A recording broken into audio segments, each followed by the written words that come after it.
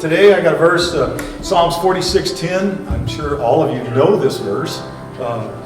It's be still and know that I'm God. What it says is, He says, be still and know that I am God. I will be exalted among nations. I will be exalted. The verse is about war. That's what it's about. It refers to war and nations. It reminds us that God rules and He conquers, that the nations will be still and left speechless. All will know that the Lord is God. Nations will be defeated. Well, we're going to begin a new series now. I don't know for how long. We'll see. We're looking at some of the shortest books in the Bible, the epistles of John. John would have been somewhere between 80 and 95 years old at the time he was writing this. He was a prisoner on an island, a Patmos, Greek island that was a mining island, and they used, these prisoners as slave labor. There's one apologist, Christian apologist called Jerome, and he had quite a history on John. And in his writings, we see that John was living in Ephesus, which is it's in Turkey, present-day Turkey, so it's just the closest mainland from Patmos, pretty much. So it kind of makes sense. It's where he might have ended up. But the Christian church there in Ephesus enjoyed hearing John speak naturally, since he was the only remaining of the 12 disciples at that time. So they could hear someone who actually walked and talked with Jesus. So they would get him to speak as much as possible. And then, of course, John was failing. So, Jerome writes that they would carry him on a litter to church. And then when he got so aged that his voice was as frail as his body, they would still ask him to speak. And what he would say in his weak voice was, brothers, love one another. And I guess that kept on for a while, to where Jerome noted that the people were saying, we're getting tired of the same message, John. Why do you just keep saying that? Love one another. And according to Jerome, John said, because it is the Lord's commandment, and if it alone is kept, it is sufficient. In Matthew chapter 4, beginning of verse 18, we see how this all started for John. As Jesus was walking beside the Sea of Galilee, he saw his two brothers, Simon called Peter and his brother Andrew. They were casting a net in the lake, for they were fishermen. Come follow me, he said, and I will send you out to fish for people. At once, they left their nets and followed him. Going on from there, he saw two other brothers, James, the son of Zebedee, and his brother John. They were in a boat with their father Zebedee, preparing their nets. Jesus called to them, and immediately they left the boat and their father and followed him. We see later, as Jesus had a lot of followers and they were all hanging close, Jesus picked 12 to spend special time with and give explanation to much of his teaching. It's what he called his disciples. We see that in Mark chapter 3, where it says, Jesus went up on the mountainside and called to him those he wanted, and they came to him.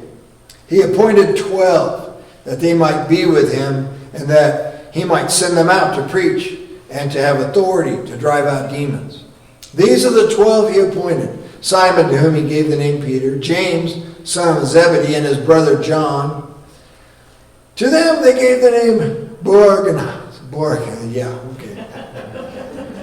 I practiced that one, still missed it. It means sons of thunder. And I think there's some real relevance there. James and John, sons of thunder. I don't think you'd get a name like that unless you kind of earn it. I don't think Peter was the only brash one. I think James and John they had a personality. They had that personality that, they were out looking for a fight. James was the first one of the apostles martyred. You know, I mean, he was out preaching. He was getting right at it. You know, I mean, these guys, they didn't walk away from a fight. They walked into it. Sons of thunder. I mean, they earned that. I mean, a lot of people in Springville can relate. There's a lot of sons of thunder in the room here. I like one example in Luke chapter 9. And James, well, when the disciples James and John saw this, they asked, Lord, do you want us to call down fire from heaven? Kill them all! Insulted my Lord, how can you do that? And then Jesus rebuked them. These guys were brash. I mean, they were intent. There's another instance in Mark chapter 10 that I thought, well, that's classic. Again, he took the 12 aside and he said to them what was going to happen to him. He said, we're going up to Jerusalem. And he said, and the Son of Man, Jesus talking about himself, will be delivered over to the chief priests and the teachers of the law, and they will condemn him to death.